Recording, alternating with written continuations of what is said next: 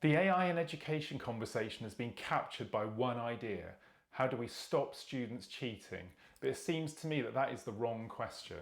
And that's why I'm really excited to be talking today to Dr. Punya Mishra, who is a learning scientist at Arizona State University and co-creator of TPACK, which is the most cited framework for technology integration in teaching. And what sets Punya apart is that he's not just a commentator, he's building learning experiences at an innovative university with an agile culture that rewards risk. And in his practice, he's asking much better questions. How can educators treat AI as a creative partner rather than a threat to manage? How to turn what he calls a smart, drunk, sycophantic intern into an experience that challenges students rather than feeds them slop? And what parts of learning should stay deliberately hard? Where do students need to struggle? This is your primer with Punya Mishra.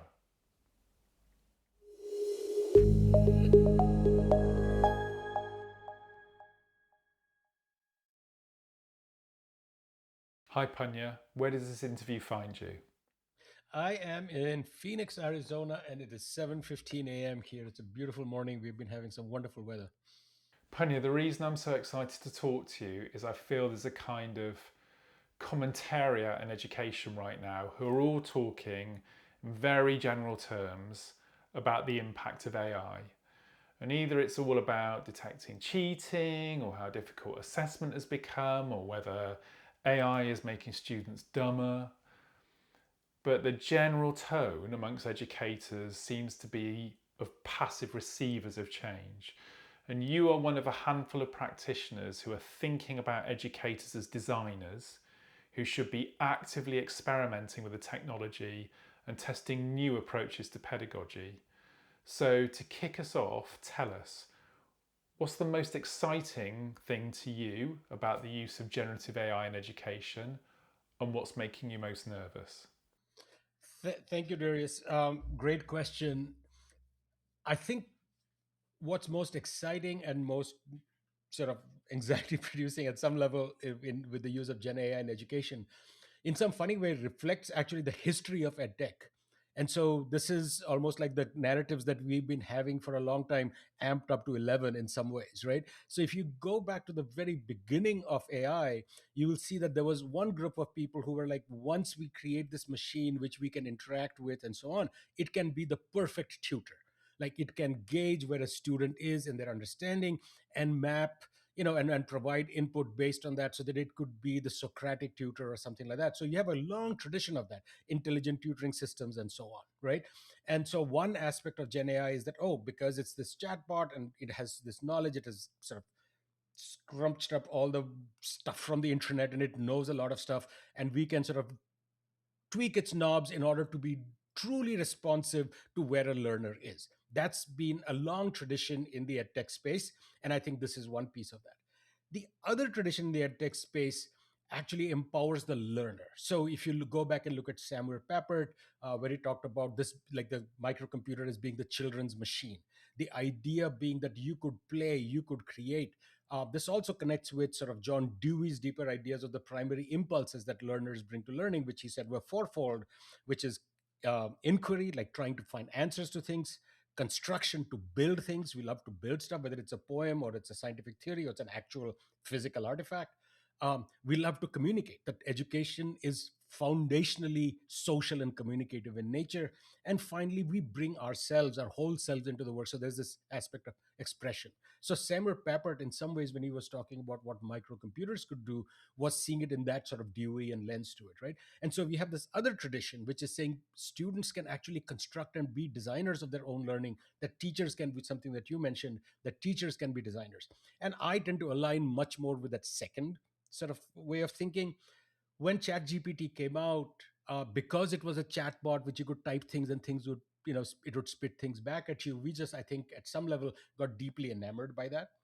And that first, and it, trust me, it is an amazing technology. I mean, I've said this more than once, and you might have heard it too, which is that we have never in the entire history of human civilization had a tech which could talk back to us.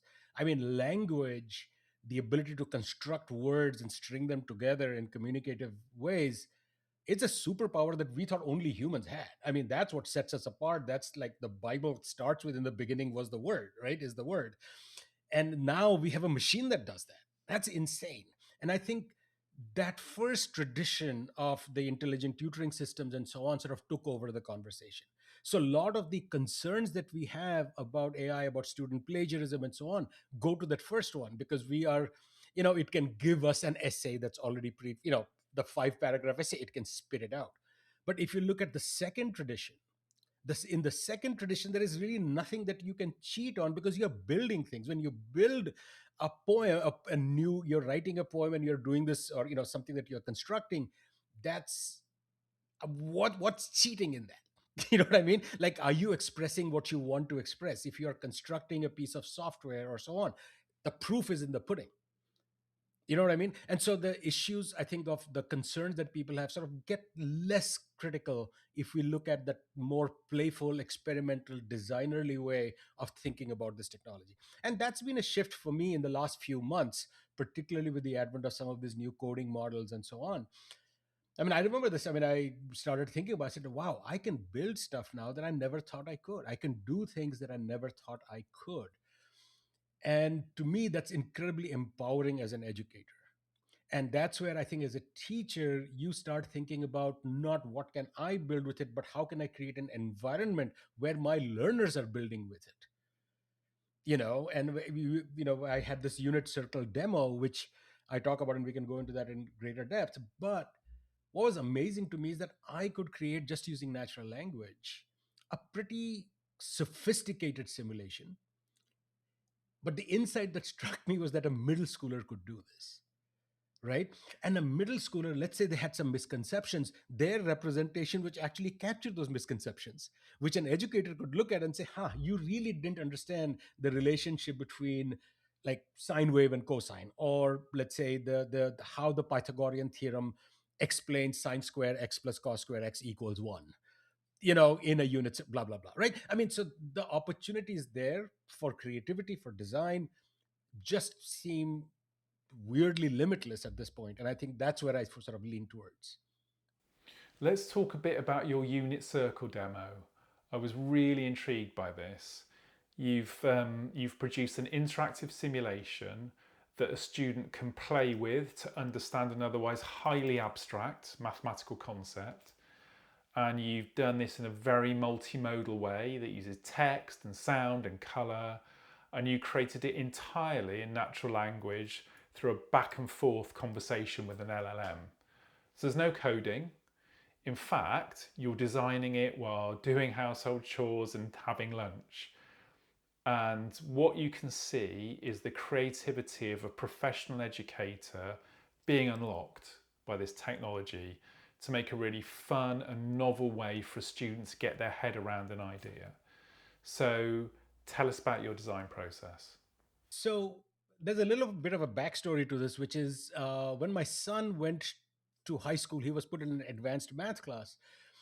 And he sort of got this deer in the headlights look, like suddenly it was a leap. And so what we would do is every Sunday we would talk about math. We would never solve problems.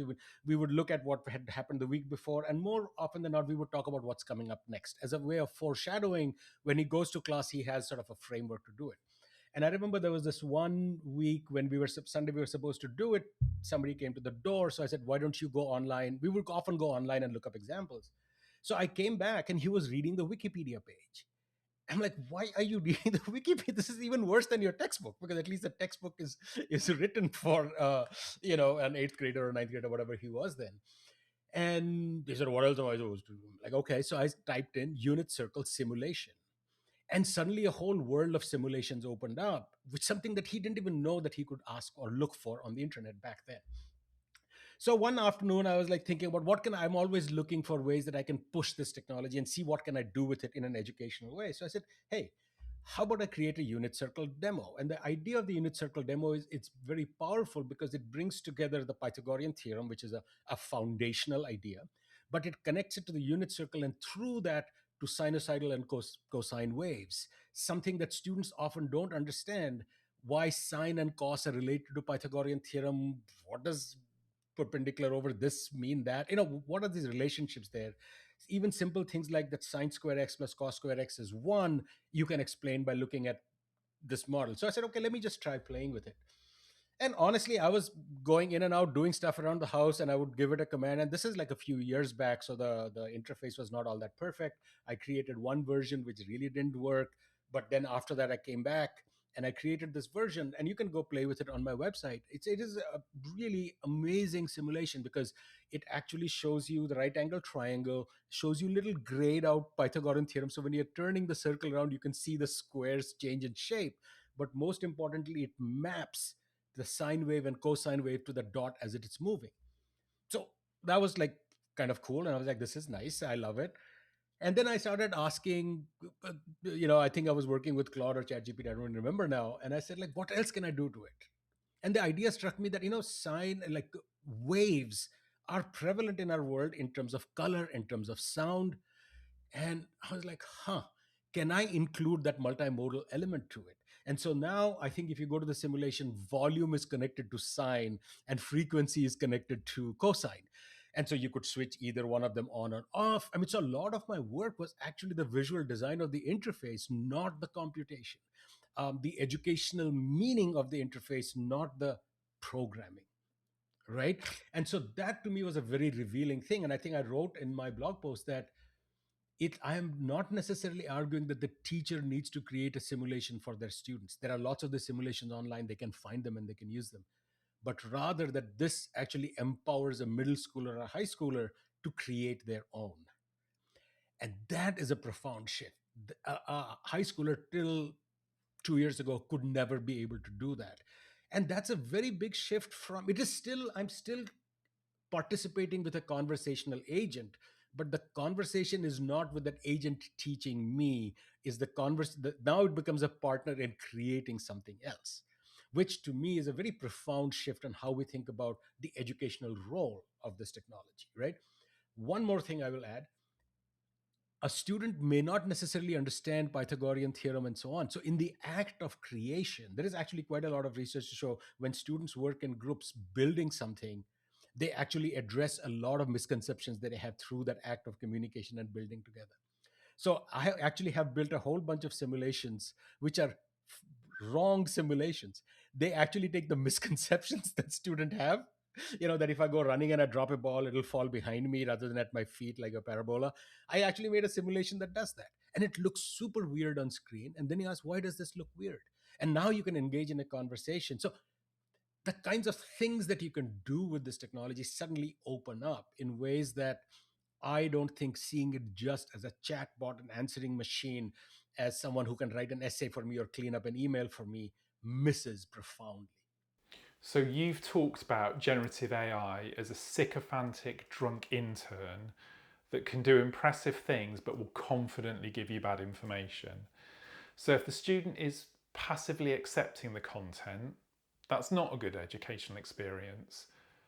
But the magic can happen when students learn to evaluate that content and question it and push back. So, you can imagine lecturers designing lessons where history students have difficult conversations with historical figures, or where medical students run simulations using real public health data to look at ethical dilemmas. So let's pull on that thread.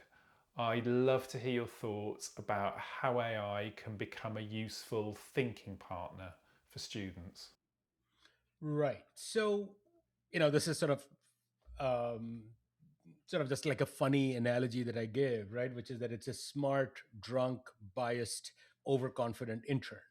Now, having an intern is great, right? Because you can get it to do things, but this intern likes to has a brown paper bag and takes a swig once in a while. So you cannot 100% trust it. It is biased along dimensions that we have studied quite extensively, and there are lots of other people doing work in that space, whether it's around race or whether it's gender, whether it's intercultural, especially when this technology goes global. The kinds of Western, the Western educated, rich, industrialized, democratic countries, they have certain biases culturally, so those issues are prominent in there as well. Psychophantic, that is the one which is, I think, in some ways pedagogically the most concerning, even if we address all the others. And it's in part because these companies want to hold you onto their platforms, and they understand human psychology, that honey gets more you know insects than vinegar. So they do want it to be sort of pleasing to you, and pedagogically that can get troublesome. So given all of these, and the fact that these hallucinate, which is not a term I personally prefer because it gives a sense of cognition to these things which it doesn't really have, come together in ways that can be very problematic in an educational context, because you could ask it a question, it could give you something incorrect, and if you don't have an expertise in the field, you would have no way of knowing that. It could give you something that is biased. I mean, even something simple, when we ask it, make an image of woman working in a garden, it will default to a white woman and it will show a flower garden. If you say show an image of an Hispanic woman working in a garden, it will show a Hispanic woman, but the flower garden suddenly gets transformed into a vegetable patch. So this is very, I mean, and somebody who's saying woman in a garden is not really thinking that these systems with one word change could be different, right? We have experiments which show that, without giving any information about the student, changing one word in a student essay dramatically changes the score. So the student is preparing for an exam, and instead of the word rap, they use the word classical versus rap. We just give the same passage. The music they listen to is rap, the music that they listen to is classical.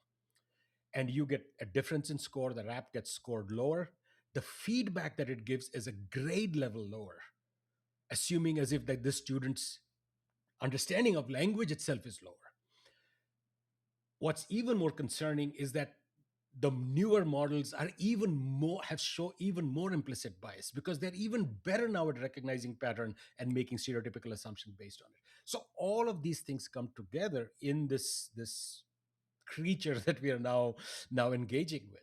And so a big part of, I think, as a learner, you need to be sensitive to that it is sycophantic. So, okay, so how can I ask questions which take on a more critical stance, right? We humans have a confirmation bias. We have a fluency bias, which basically means that if somebody sounds confident and fluent, we assign expertise to them. We assign prior effort so that they have credibility.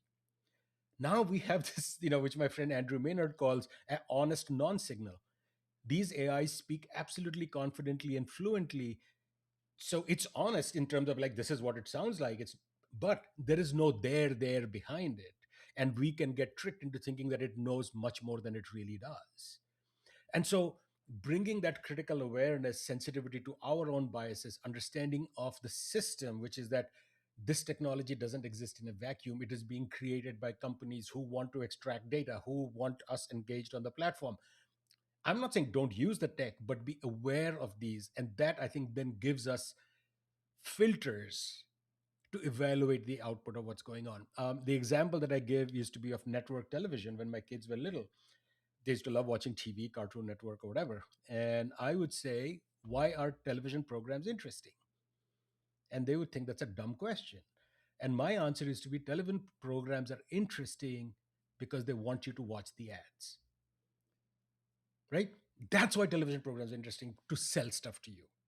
I'm not saying don't watch TV, but understanding that explains why our news tends to get louder and louder with people fighting and arguing with each other, because they have to sell the ads in between the gaps.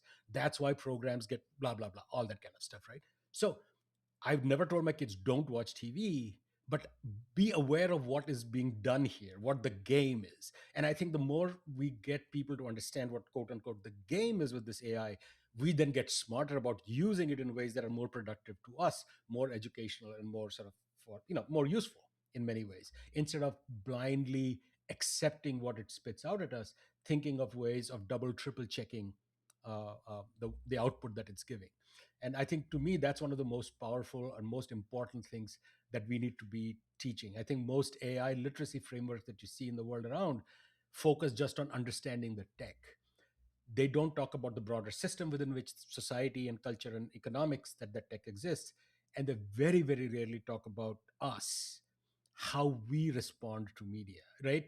Like, it's sycophantic for a reason, and it's sycophantic because our brains love that stuff. For us, it's like, yeah, I mean, this guy agrees with me. He likes what I say. This is the greatest idea, Punya. I've never seen a better idea than this. We love that stuff. And it works at a very basic level. And we really have to bring our critical faculties to bear to know how we are being manipulated in that space. And so that's sort of the range of things. But once you bring those critical faculty to bear, now you have this amazing smart intern with you all the time. And that can be extremely powerful for any task that you might be doing. You've used this phrase, the novice's dilemma, that I'm keen to explore. I think it would be interesting to talk about when AI scaffolding is genuinely helpful for students versus when it could prevent necessary development of skills and tacit knowledge. How do you sequence the introduction of these tools across a student's learning journey? So, one of the ways of thinking about how we work with AI and what prior knowledge, both of a domain, right, and of AI that we bring in, is just think of it as a quadrant, right? So you have low knowledge of a domain and high knowledge of a domain, low knowledge of AI, high knowledge of AI. So as a learner, you're actually sort of sitting at the bottom left corner, right? So you don't know much about the domain. That's why you're a learner. You don't know the math or the music or the whatever the topic may be. And you clearly haven't played a lot with AI. Let's say you're there. At the top right corner is sitting somebody who has deep domain expertise and has a good understanding of the sycophantic, drunk, biased intern that we talked about. Let me talk briefly about that person at the top right corner. What we are seeing, the research is increasingly showing that person's output actually going up. But in a very paradoxical way, their cognitive load also going up and the nature of their work changing. So, expertise typically means if you're an expert at domain, you have developed automaticity, and so there is less cognitive load. What we are finding expertise in this context because you're spending a lot of your effort judging the output of these things, tweaking it, making it right for your context, you know, that your workload actually increases, but it shifts from a creation to a sort of a moderation management role, which is a different kind of a cognitive load. I think that's important to recognize because sometimes when we go the efficiency route, we forget. Because this thing can, if I ask for, let's say, a lesson plan to teach photosynthesis for fifth grade, which is creative and exploratory, it'll give me 30. Now it's on me and my expertise to take that and tweak it and make it right for my context. That's a different kind of work than creating a lesson plan on my own. So that's that group. So they are empowered, but they also are doing more work of a different kind, which is a different kind of stress or whatever. Now let's look at the group which is sitting in the bottom left corner, the learner who has not much experience with AI, who doesn't know the domain. First of all, there's a lot of evidence to show that people who don't understand how AI functions and the kinds of things that I talked about before, sort of the technology, the system, and our brains tend to take the output of AI at face value because it comes out looking so confident and fluent. We have a fluency bias. Psychophancy means confirmation bias, so we just believe it. Now, I've talked about this as conversational drift, which is, let's say you start a chat with a bot and you have a misconception, let's say about biology. And you say, this is what I believe, and because it's psychophantic, it's going to go down that rabbit hole. You won't even know. It's just confirming what you're saying. And because it wants to please you, you will end up somewhere where you'll have a foundational misconception about things. We are seeing this happen in people who are getting these AI psychosis stories and so on, which is they start with some kind of a weird idea about like, oh, there's this conspiracy theory about X. And then because it's been trained on the internet and 4chan and Reddit, Chat GPT is very happy to indulge your fantasies. And next thing you know, you've built this elaborate world of which is the self-circular, support, thing, and you just buy into it completely. And so that's a fear at that end. The second thing is because learners don't know the domain, they don't have the judgment to judge the output of it. And so this is what I call the Matthew effect, which is, that the rich get richer and the poor get poorer. So if you're a learner, let's say, who knows a little bit more than learner A knows a little bit more about the domain than learner B and understands AI and how it can manipulate us in the system and so on, they will start progressing faster. And the one who's there will actually might regress or, just stay there. And so you're going to see a greater difference depending on expertise on how well we do with these things, right? And so that's sort of a concern. And so I'll pause here because there's a different tack on the sort of the curiosity kind of an aspect, which I think maybe can I jump into that a little bit? So one of the things that and this was something that I learned recently. I used to always think that curiosity is a net positive, right? That's what makes us human. We are curious. We explore the world. We learn. What I learned is that psychological research shows there are two kinds of curiosity. There is what they call deprivation curiosity and what they call discovery curiosity. Deprivation curiosity is actually a discomfort with a gap in your knowledge, and you just want to fill it up. So conspiracy theorists and so on is like you find this gap you don't understand. It says, "Oh, this is all a cabal which is controlling everything," and like, okay, fine, I now have an answer. Discovery curiosity is about more about asking questions. So you ask a question, you get an answer, and it raises five more questions for you. That's the one we want to support. When you see these chatbots, they actually pander more to the first one, which is to give you an answer and not give you that friction, that tension, that of struggle that true learning requires. Right. And so I think that to me is one of the issues that people haven't really talked about. We tend to take these tutors because, oh, they will answer your questions and they will, or they will help you, your curiosity. That increasingly we will start seeing more of the deprivation curiosity. Oh, let me just paper over this gap with an answer and then I'm content, as opposed to probing further and saying, like true Socratic inquiry. I mean, Socrates, what did he do? He would play this naive buffoon and say, I don't understand this, as a way of getting you to be more discovery curious, as opposed to giving you an answer. I'm really interested in this need for cognitive struggle, grappling with complexity, sitting with ambiguity, feeling the discomfort of having to revise your thinking. So, Punya, here's a design question. What should remain hard? What should remain hard? Ooh, what a great question. What a great question. So, this is, I remember reading this somewhere. Howard Gardner was asked what is one of the greatest inventions of the human mind. And he sort of quasi facetiously, but also seriously said the idea of the discipline. So, when you think about what a discipline is, there's the military meaning of the discipline. But when you think about disciplines in school, whether it's math, whether it's music, whether it's language arts, whether it's history. So what disciplines do is that they have ways of representing knowledge. They carve the world.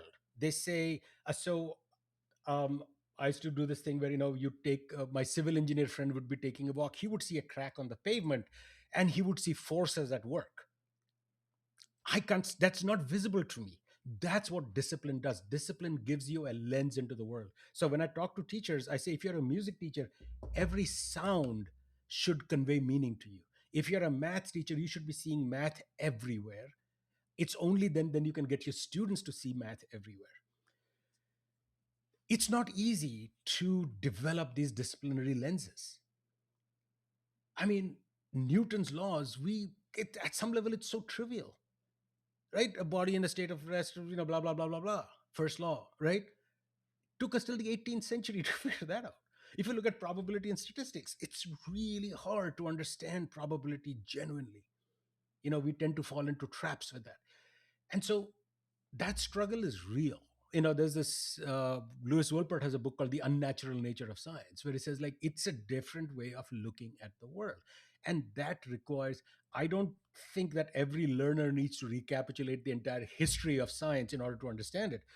But there is something in that struggle that we need to recognize. The fact that it took humans so long, the fact that, that negative numbers were regarded as being this horrible thing and we need to do anything to get rid of them, or like, if the top brains in the world back in the 16th, 17th century struggled with negative numbers, you think a fourth grader is going to have an easy time with it? You see what I'm saying?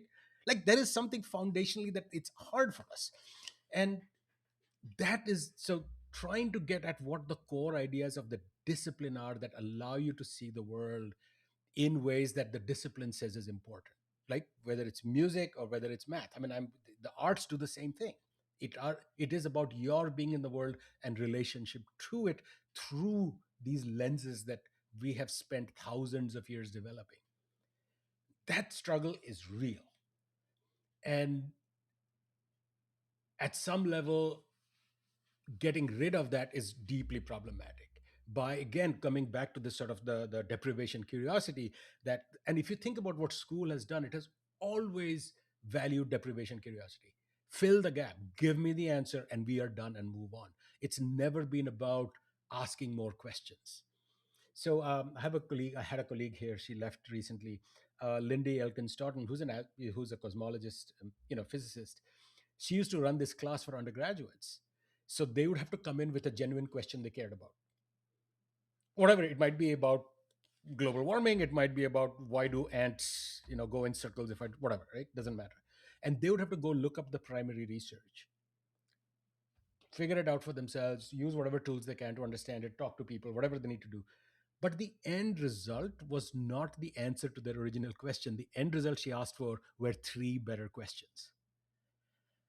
That is an instructional model which is foundationally based on discovery curiosity. So that at the end of your semester, so I mean, I used to teach this undergraduate class in educational psychology. Every module would end with, why aren't we done yet?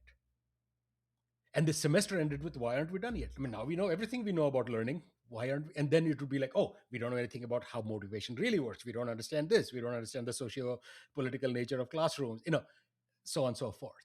And so I think too much of our education is focused on getting the right answer, as opposed to saying, what don't we know and what are good questions to ask? Because asking good questions is hard, and that requires struggle. And I think that's the kind of thing that we need to be thinking much more about. So, can you give our listeners some pointers? You've got a lecturer or a teacher who thinks of themselves as a learning designer rather than just a receiver of output from students. And they've now got all of these amazing reasoning tools that are available to them for $20 a month, and they've got a free afternoon. How could they start to design something where students might be able to treat the technology as a thinking partner, or it's a learning experience that has this deliberate friction built in so that students are reaching for this discovery curiosity? Where do they start? So, a couple of things. First of all, don't hesitate to start playing with it. I think play to me is the critical thing. I just recently wrote about that evolutionarily, when you think about it, we often talk about we can't predict the future. And that's a big problem for evolution. It's creating these creatures and it doesn't know and so what it did with humans is created in us this ability to play.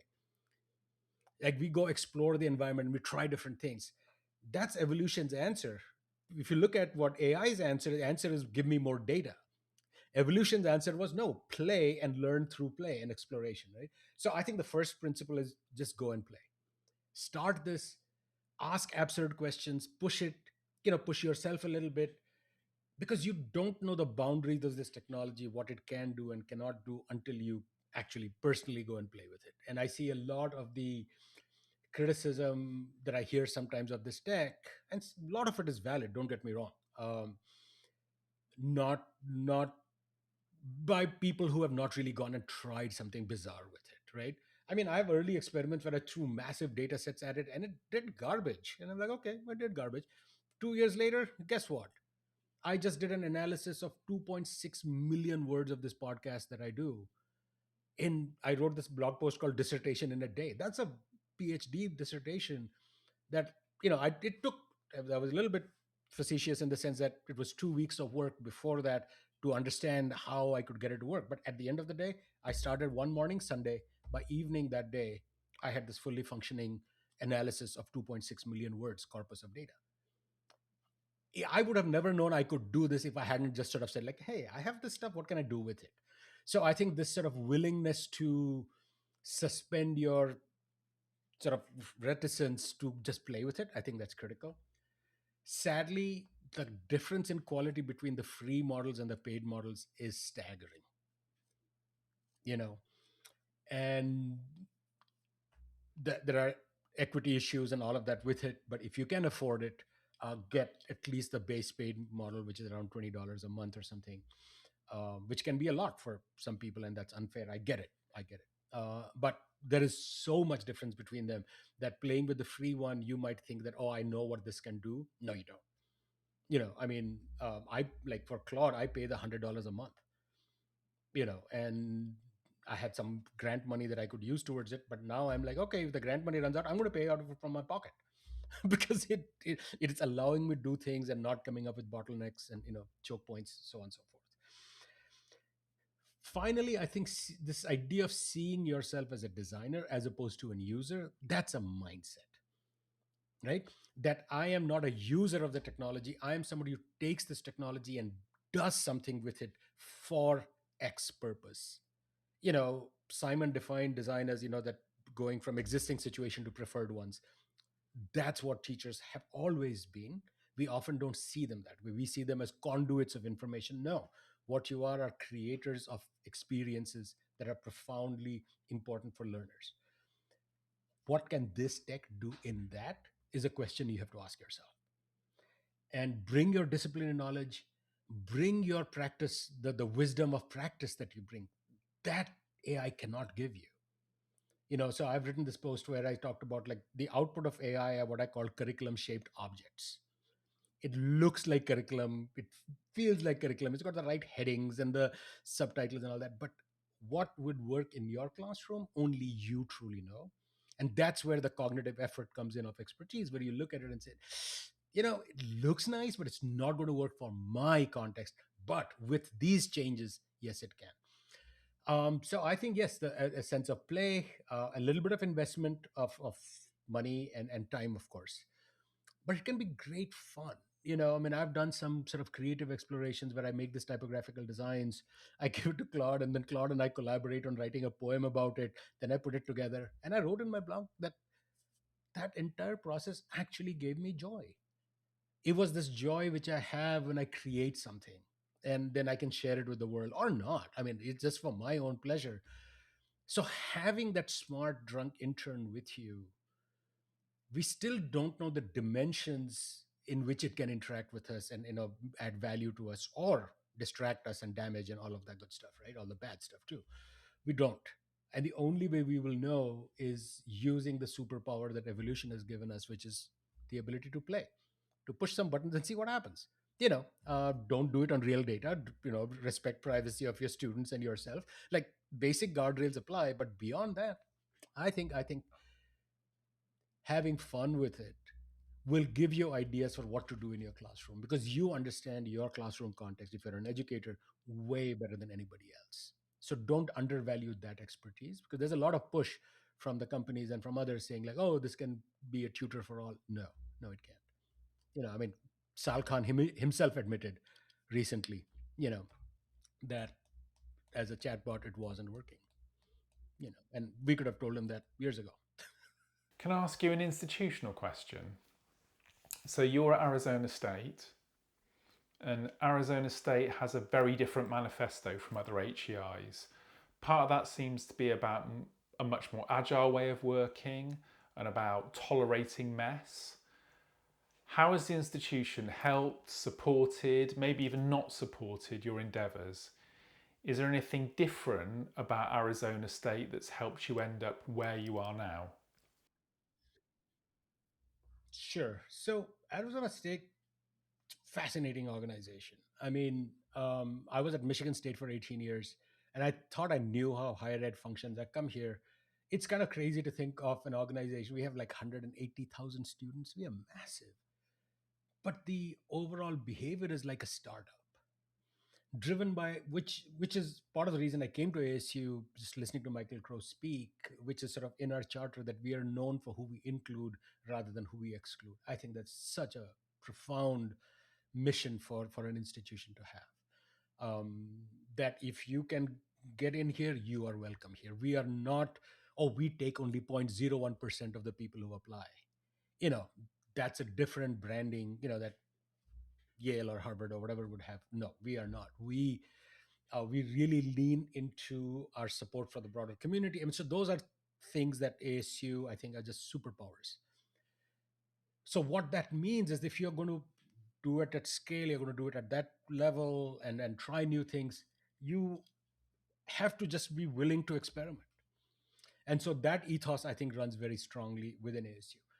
There's a flip side to that, which is like in this urge to experiment, sometimes we don't think really hard, about the consequences and so on and so forth, right? I mean, and that's a tension. That's a tension. And as to where I would stand on that, I don't know, because I recognize the power of what ASU is trying to do. And that's very impressive and great. What it means in terms of AI is that early on, we leaned 100% into it very, very quickly. We were the first university to have a partnership with OpenAI. It's There has never been this idea that we should shy away from it in any way.